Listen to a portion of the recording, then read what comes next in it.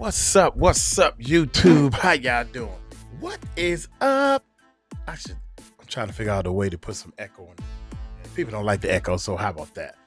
Britney Spears responds to Kim Kardashian and the drug cartel bust. What? Hey man, y'all hit that subscribe button, hit that bell. This is gonna be a 2-in-1, man, because this joint is 8 minutes long, man. You know, Uncle Mike like them long. I'm laying in my bed watching YouTube on TV type videos, baby. How y'all doing? Y'all doing all right? Uncle Mike stuck in the Philippines. I'm stuck. I'm ready to go home. Hit that subscribe button. Hit that bell. Let's check this bad boy. Kim Kardashian was a drug mule. I mean, ecstasy? Oh my God. One time, my friend had me go pick up like ecstasy at this apartment. And like, what if something happened? Like what? Oh, we're just chilling. In our geriatric bed. Yeah. this bed vibrates. Kim Kardashian, $8 million in coke found in Skims. The story about how Britney ended up in bed with us. Girl, Britney Spears just got her lick back. It is being reported that Kim Kardashian is going to be facing RICO. It was initially reported that Kim had no direct involvement in the case, but new reports tell a completely different story, and Britney has a lot to say about it. She's even pushing to have Kim charged for all the money she lost during her conservatorship, because apparently, Kim and her family stole an estimated $600 million from her. Now, for those of y'all who somehow don't know the backstory behind Britney and Kim, it all leads $600 million? How in the HELL double hockey stick way you can steal $6 from somebody, not alone $6 million? What is wrong with these rich millionaires? Tell me how you can steal $6 million. It seems like the higher the number is, the more difficult the stealing should be. That's what I'm thinking.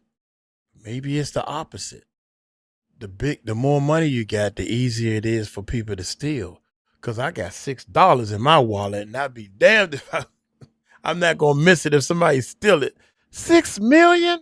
conservatorship, because apparently, Kim and her family stole an estimated $600 million from her. Now, for those of y'all who somehow don't know the backstory behind Britney and Kim, it all leads back to the conservatorship Britney was thrown into back in 2008. So it turns out that Britney's business manager, Lou Taylor, the owner of the popular Hollywood management company TriStar Entertainment, also happens to be deeply connected to Kim Kardashian. Now, on the surface, this doesn't seem like much, until you find out that Britney's mom, Lynn, wrote in her 2008 memoir that in 2005, Lou and Jamie Spears discussed the possibility of establishing a conservatorship for Britney. Mind you, this was way before Britney even began having her public meltdowns, so they had clearly been plotting to steal from her for a long time. Britney's lawyer, Matthew Rosengart, claimed TriStar made over $18 million from the conservatorship. There were also donations made from Britney's bank accounts to a faith-based org associated with Lou. Britney's estate donated $50,000 to Nashville Christian organization Mercy Ministries, leaving Britney's own children's foundation with just $17 in assets. Mercy Ministries regularly received financial support from Lou Taylor, and at the time promoted conversion therapy programs. So what exactly does this have to do with Kim? Well, in July 2020, the address for Lou's business, TriStar, was listed in corporation filings for multiple Kardashian-Jenner businesses. But get this, back when the Free Britney movement got intense, both Kim and Kylie filed new paperwork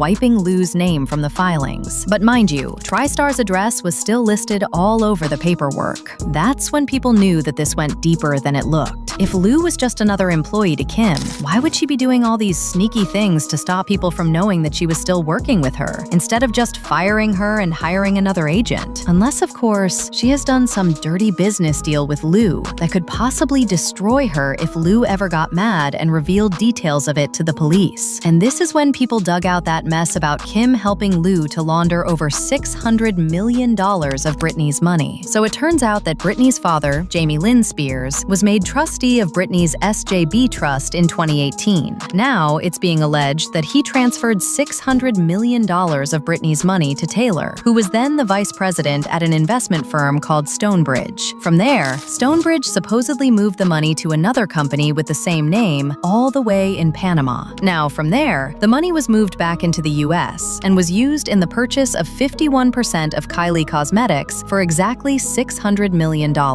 Now, of course, all this is still really just rumors that haven't been confirmed yet, so the police weren't able to go in and actually make an arrest. However, this, coupled with the fact that Kim was recently mentioned in the Epstein files for doing some crazy things, put her on their radar, and it looks like they finally found something on her that could not only land her in prison, but also face RICO charges. So earlier this week, news broke that a truck driver was caught hiding $9.4 million in nose candy inside a Skims shipment and was paid almost $5,000 to do it. Girl. Come on, y'all. Wait a minute. Wait a time out on that. So they are, oh my God, oh my God. Now we saying where they getting all this money from. Uh-huh. And nose candy? Come on, dude. I gotta rewind that part, man. Let's rewind that part. Here we go. Files for doing some crazy things put her on their radar, and it looks like they finally found something on her that could not only land her in prison, but also face RICO charges. So earlier this week, news broke that a truck driver was caught hiding $9.4 million in nose candy inside a Skims shipment and was paid almost $5,000 to do it. Girl, can we just take a moment to talk about the fact that this man really put his life on the line for $5,000? Like, yeah, I get that he needed the money, but accepting just $5,000 to do something this risky is crazy. Now he's been sentenced to 13 years in prison. I hope that little $5K was worth it. Now, according to reports, the man who has since been identified as a Polish national, Jakub Jan Kunkel, was stopped by Border Force officers at the port of Harwich in Essex on September 5, 2025, after arriving on a ferry from the Netherlands. His truck was carrying 28 pallets of Skims clothing. The truck had been fitted with a professionally engineered hidden compartment built into the rear trailer doors, containing 90 individual 1-kilogram packages of white powder. And even though the feds said neither Kim nor Skims had any involvement, people believe that they do in fact have a hand in it. In fact, they said all the businesses the Kardashians own are just a cover-up for the actual dirty things they do to make their billions. People may— Oh my God, don't say that. That's what... Come find out these billionaires are the ones doing the most crooked stuff. Human trafficking, man, and drugs. And they want to know why. Now I figured out why the government can't stop drugs from coming in. They don't want to stop. They're the ones bringing it in. They don't want to stop it. Human trafficking. They don't want to stop it, man. That's sad.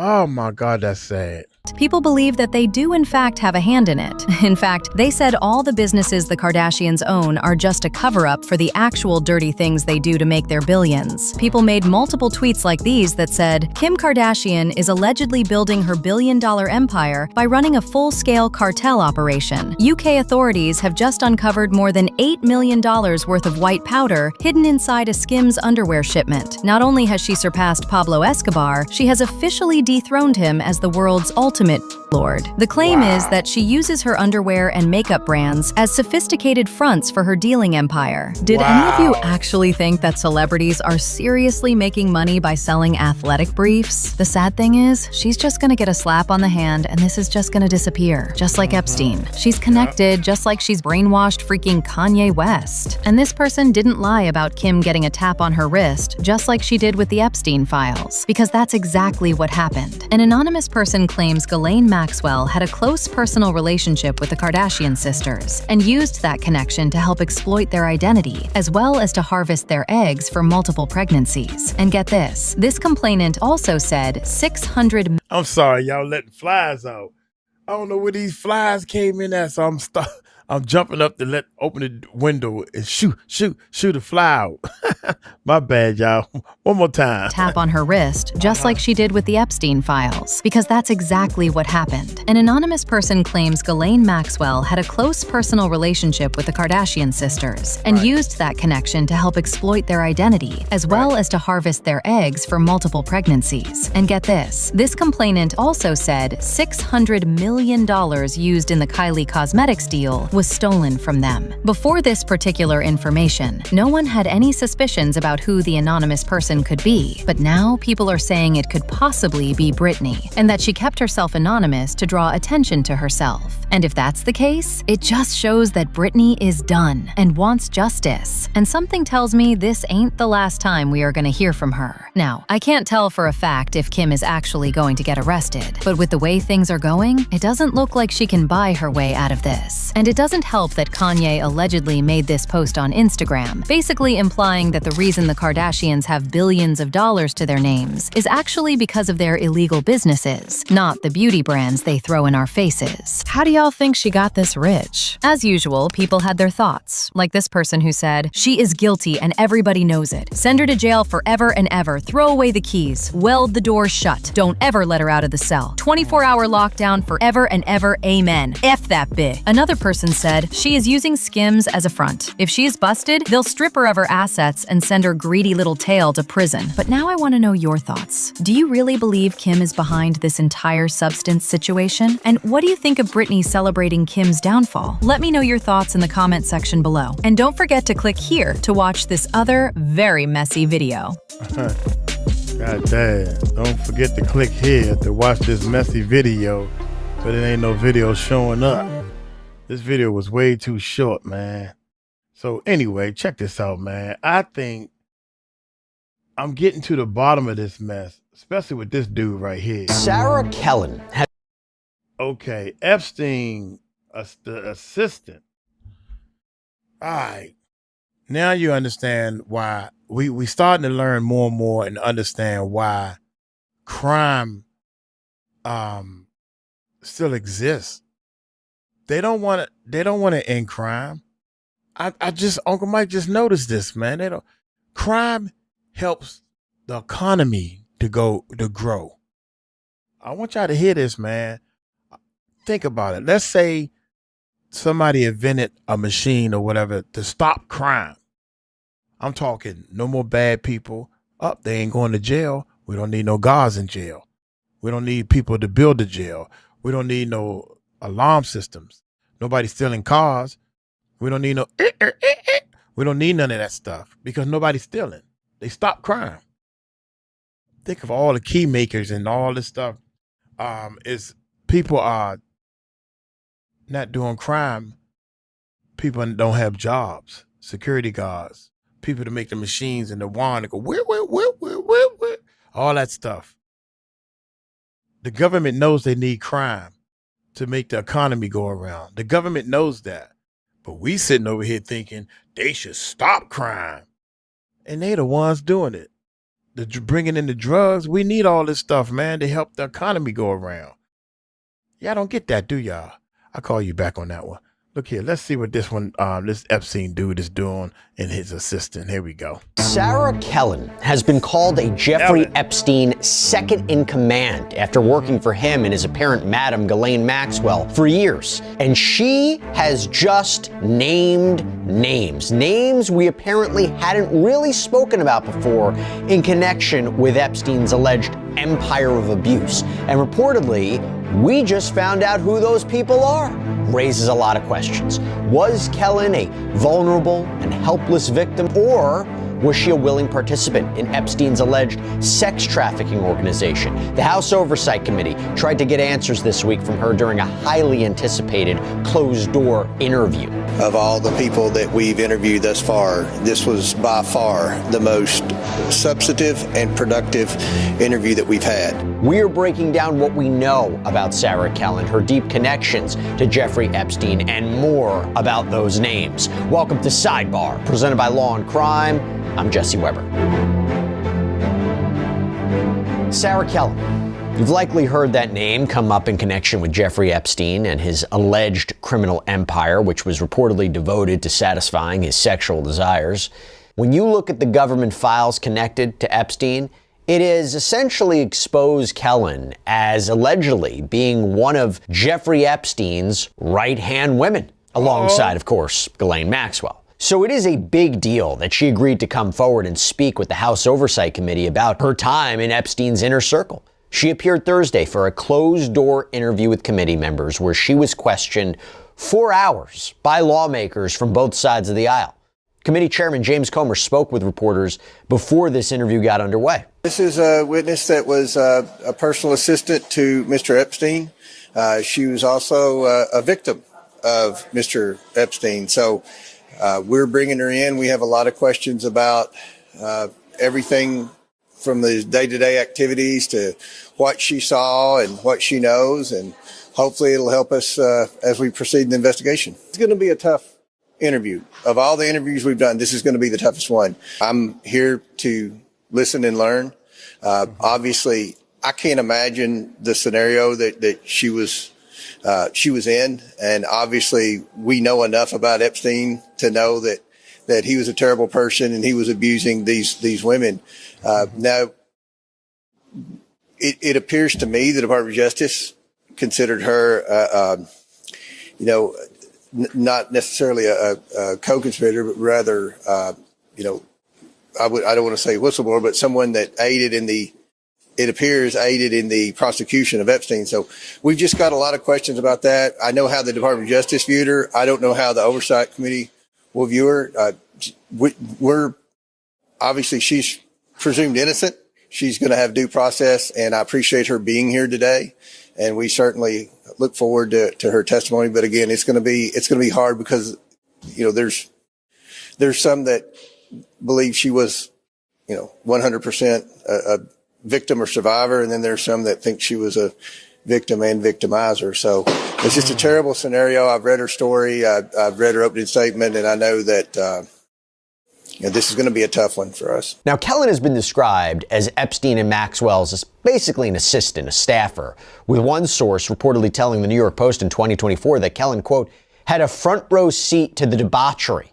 And Kellen's name is mentioned many times in the Epstein Files library on the DOJ website. And there are candid photos of her spending time around Maxwell and Epstein and powerful friends. Her name can be seen on passenger manifests for private jet flights, like this manifest, which shows her traveling with Epstein, French fashion model scout and alleged sexual predator Jean-Luc Brunel, and 3 people just listed as female. So here's how a civil lawsuit, that was filed against Epstein, just how it described Sarah Kellen. This was filed more than a decade ago, but it described her as, quote, defendant Jeffrey Epstein's key lieutenant in the organization was defendant Sarah Kellen, who served as both his scheduler and a recruiter procurer of the girls. And despite those allegations, and despite being named in official investigations, Kellen has never faced any sort of criminal charges related to sex trafficking or abuse or exploitation or anything else. I'm going to talk about why. In fact, she was reportedly included in a Florida non-prosecution agreement that got Epstein off the hook for federal charges. Remember this? It was the alleged assault of young girls at his Palm Beach mansion. Again, I'll get more into that in a minute, but first, I just want you to read some of Kellen's own words that were written as part of an opening statement for her interview with these lawmakers. It was published in part by ABC News. We don't have the transcript yet. We don't have the video deposition yet or the video interview yet. When it comes out, maybe we'll do a follow-up on it. But I'm going to warn you, what she had to say is very, very difficult to listen to. So it says, quote, he groomed me, sexually and psychologically abused me, controlled me, manipulated me, dominated me, and gaslit me until I could no longer tell which thoughts were mine and which were his. According to the report from ABC, Kellen says that she was working at a hotel out in Hawaii when she was recruited by a coworker for a job with Jeffrey Epstein. And she says she had gotten married when she was just 17 years old, and that after getting a divorce, she was excommunicated from her church. So you're talking about a very difficult time in her life. Her statement, according to ABC, continues, I was 21 years old, far from where I grew up, stuck on an island in the middle of nowhere with no college degree, no family, no friends, no money, and nowhere to live. And she claims that that situation made her a perfect target for Jeffrey Epstein. Quote, after months of unpaid labor, he instructed me to draw him a bath on his island, then ordered me to undress and get in with him. And he said, "The job is yours. Now you just have to keep it." He then pulled me onto his bed and made clear what keeping the job required. Only after I submitted to his sexual abuse did the paychecks begin. She goes on to say, he knew everyone in the fashion industry, academics, finance, government, powerful world leaders, dictators, and everyone in between. From the beginning, he showed me that he was more powerful than basically anyone in the world. Jeffrey was able to fool and manipulate the brightest minds in the world. Us victims didn't stand a chance. And during a break in this interview, you had Representative Comer just express shock at some of the information that Kellen was revealing. Let me say Sarah Kellen has been very helpful. Of all the people that we've interviewed thus far, this was by far the most substantive and productive interview that we've had. She was very brave coming forward. I can't imagine how difficult it was for her to go into detail about the abuse that she endured at the hands of Epstein and Maxwell. One very positive thing today is she gave us 3 names of people that were involved in abuse. These were new names for us. So we'll be releasing the transcript as quickly as possible. I know there are some names of some victims that she also mentioned that we're gonna have to agree on redactions and things like that. But as far as the men that were abusers, alleged abusers, then the whole world will see that and we'll be able to move forward. And those 3 men have now reportedly been named. So sources have told News Nation they are, and again, these are allegations, hair mogul Frederick Fekkai, former Miami Beach Mayor Philip Levine, and fashion photographer Patrick Demarchelier. Now, Demarchelier died back in 2022. He was known for famous portraits of everyone from Princess Diana to Janet Jackson. He worked closely with fashion magazines like Vogue and Harper's Bazaar. He was also an official royal photographer for the British royal family, which is interesting given former Prince Andrew's ties to Epstein and the rampant allegations of sexual assault and abuse that have been leveled against him. When it comes to hairstylist Frederick Fekkai, Bloomberg actually published an article earlier this year after uncovering his apparent connection to Epstein and the thousands of files that were released by the DOJ. And according to Bloomberg's reporting, Epstein had accounts at Fekkai's ritzy New York salons. Reporters combed through Epstein's credit card statements and they found that he spent a crazy amount of money at Fekkai's businesses, paying for expensive hair and spa treatments for a lot of different people, including, the allegation is, former White House counsel Kathy Rumler. Fekkai often appears in Epstein's emails, as previously acknowledged, flying on his private jet. And what about former Miami Beach Mayor Philip Levine? So the businessman became mayor in 2013. He ran for governor of Florida in 2018. In 2019, he apparently told the Miami Herald that, he knew Epstein through Ghislaine. Quote, we probably met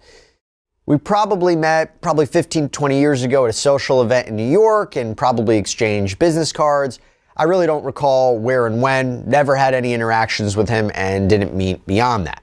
Now, the Herald reports that emails between Levine and Maxwell were flirty and sexually suggestive, and that it appears Levine's relationship with Epstein dated back to the early 2000s. I will tell you, News Nation reports they didn't receive a comment from Fekkai, Levine, or Kellen's lawyers at the time of publication, but there you go, something to think about.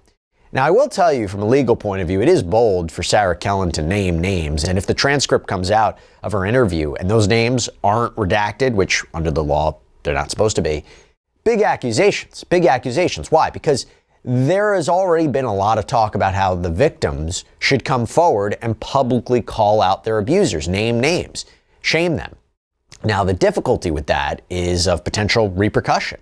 And there's also evidence, right? If they don't have corroborating evidence to support these claims of abuse, and there's nothing in the Epstein files to definitively back up these specific claims, that could be why maybe you don't have a number of people coming out and naming names, potentially opening themselves up to liability. Now, if they tell it to the lawmakers and the lawmakers reveal the names, that's kind of a different legal issue there. But for her to reportedly publicly mention these names like that, I mean, it does become a very interesting question as to her credibility. She didn't have to do this. The reports are true that this is who she named. Significant to say the least. So, what are the Epstein files, which include, previously sealed investigative reports, legal briefs, court records, all that, more? What do they reveal? about Kellen's work with Epstein. Let's get into it. So Kellen would end up named as a defendant in multiple lawsuits connected to her boss. In 2008, an anonymous alleged victim sued Jeffrey Epstein and some of his compatriots for abuse. And a section of that lawsuit reads, quote, "Defendant Jeffrey Epstein, assisted by defendant Sarah Kellen, developed a planned scheme and criminal enterprise that included an elaborate system wherein the then minor plaintiff was brought to the defendant, Jeffrey Epstein's residence, by the defendant's employees, recruiters, and assistants, including defendant Sarah Kellen. When the assistants and employees left the then minor plaintiff and other minor girls alone in a room at the defendant's mansion, defendant Jeffrey Epstein himself would appear, remove his clothing, and direct the then minor plaintiff to remove her clothing. He would then perform one or more lewd, lascivious, and sexual acts. And I'll just tell you, the rest of it is just way too graphic to read on YouTube. But that section of the lawsuit ends by saying he would then pay the plaintiff for engaging in this sexual activity. Kind of gives you an idea about what a sex trafficking trial against Jeffrey Epstein would have looked like.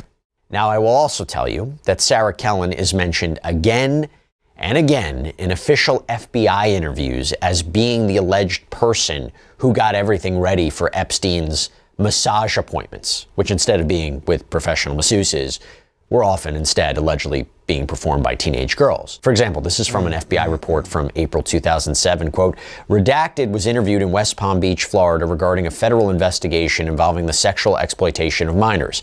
After being advised of the identity of the interviewing agent and the nature of the interview, Redacted provided the following information. A good friend told Redacted that she could make $200 for providing a massage. The only instruction she received from Redacted was to wear something sexy and to say that she was 18 if asked. Redacted remembered being told about providing massages to Redacted around senior skip day. Redacted and Redacted were Redacted's good friends and the girl she knew the most at that time. Redacted first met Redacted upon their Redacted and Redacted's arrival to the Epstein residence. Epstein was downstairs at the time. Epstein acknowledged Redacted by saying hi and asking how she was doing. Redacted took Redacted upstairs to provide Epstein the massage. Kellen removed the massage table from the closet and set it up. She also set out the lotions to be used during the massage. Epstein entered the room wearing a towel. He laid face down on the massage table. During the massage, Epstein asked Redacted to take her shirt off. He also commented that Redacted was beautiful. Epstein asked Redacted if she was 18. She told him that she was 18.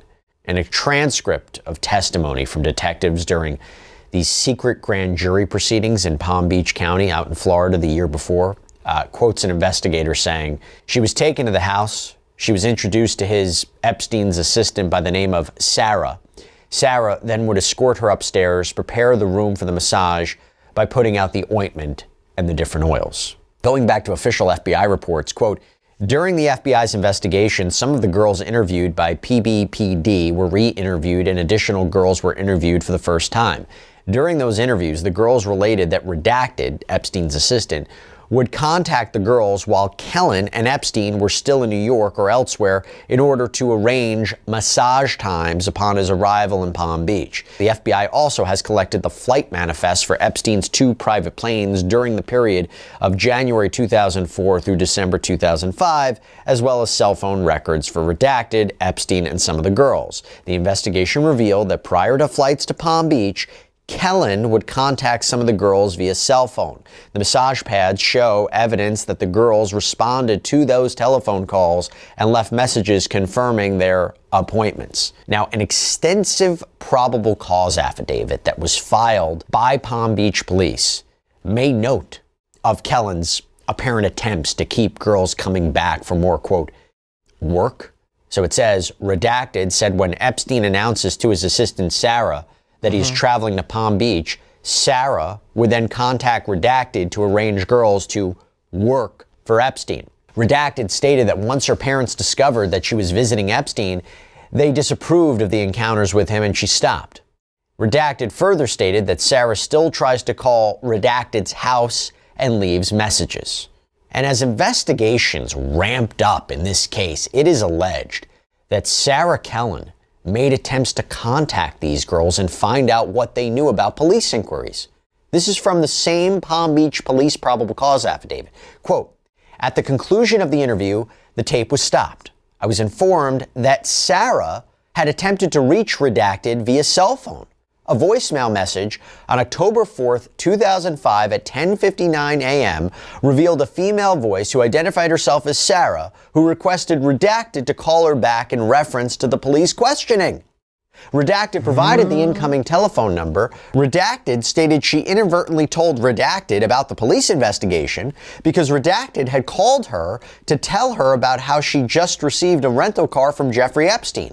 Redacted had called her to tell her that she was given a rental car, a 2005 silver Nissan Sentra, to utilize to visit family and visit Epstein. Redacted asked her what was going on at the house that the police would be asking questions.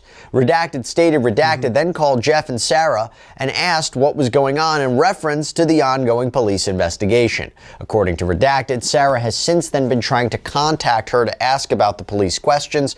I instructed Redacted not to contact Sarah and do not provide any more information to Redacted, as she would notify Jeff Epstein and Sarah what was transpiring.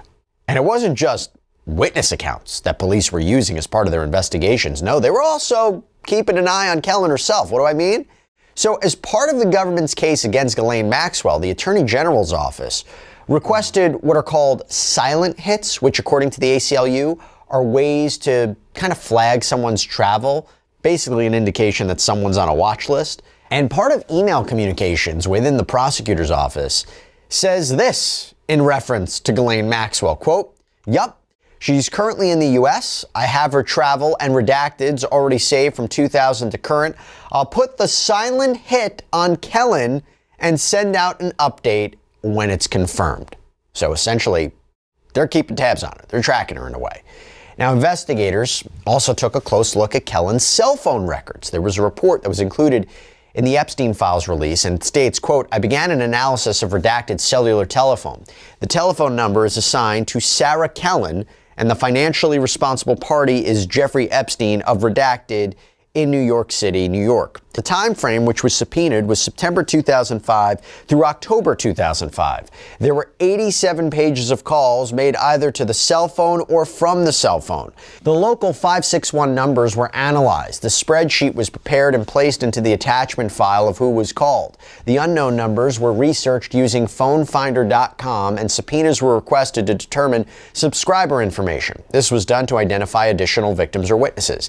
The analysis revealed that Kellen had called the victim witnesses frequently when Epstein was in the town of Palm Beach to, quote, work. This confirms what the girls interviewed had previously stated. Redacted would notify them when Epstein was in town and their willingness to work. The CD was placed into evidence.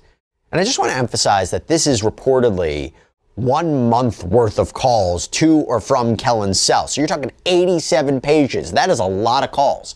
And based on multiple investigations, Kellen was the alleged point person when it came to lining up girls for Epstein. Quote, in response to concerns raised regarding charging counts related to those girls whose credibility has been attacked by attorneys for Epstein, I asked the case agents to work on corroborating the statements of those girls. This addendum reports on those efforts related to Jane Doe 6 Redacted. Jane Doe number 6 is the girl who saw Epstein most frequently, and there were more than 250 telephone calls between Jane Doe number 6 and Sarah Kellen. Jane Doe number 6 is one of the girls who reports the most sexual activity with Epstein, including oral sex, sexual activity with Redacted, and forced sexual intercourse with Epstein. And I got to call this out too, because in addition to allegations that she was the scheduler and the procurer of teen victims, it is also alleged that Sarah Kellen took nude photos at Epstein's behest. There was another report that reads, quote, on one occasion, when Jane Doe was approximately 16 years old, Epstein's assistant, Redacted, telephoned Jane Doe and told her that Epstein wanted Kellen to photograph her. Jane Doe traveled to Epstein's Palm Beach home, where Kellen took a series of nude photographs of Jane Doe posing at several locations on Epstein's property. Jane Doe was paid $500 for posing nude for the photographs. Jane Doe reported that Kellen used a digital camera to take the nude photographs. So there seems to have been a lot of accusations, both from witness accounts and on paper, that Sarah Kellen was allegedly intimately involved in the day-to-day operations in Epstein's households. So the question now is, why has she never faced any sort of criminal prosecution? Fair question, right?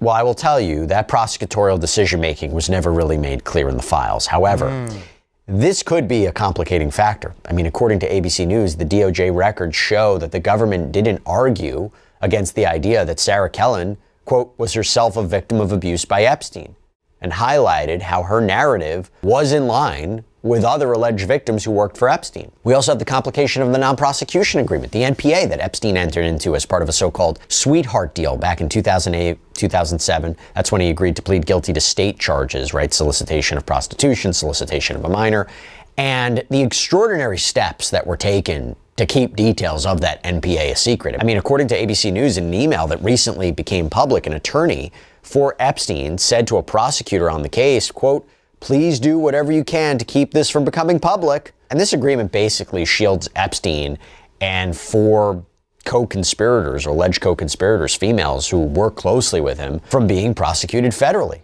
It reads in part, in consideration of Epstein's agreement to plead guilty and to provide compensation in the manner described above, if Epstein successfully fulfills all of the terms and conditions of this agreement, the United States also agrees that it will not institute any criminal charges against any potential co-conspirators of Epstein, including, but not limited to, Sarah Kellen, Adriana Ross, Leslie Groff, or redacted.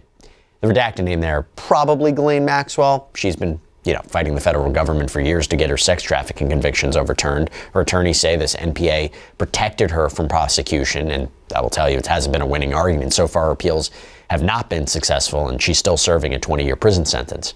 Now, somebody got to serve something. God dang.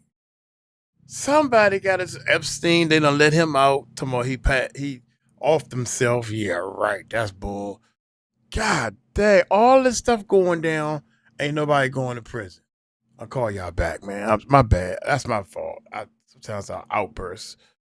Say this NPA protected her from prosecution, and I will tell you, it hasn't been a winning argument. So far, appeals have not been successful, and she's still serving a 20-year prison sentence. Now, I will tell you this, okay?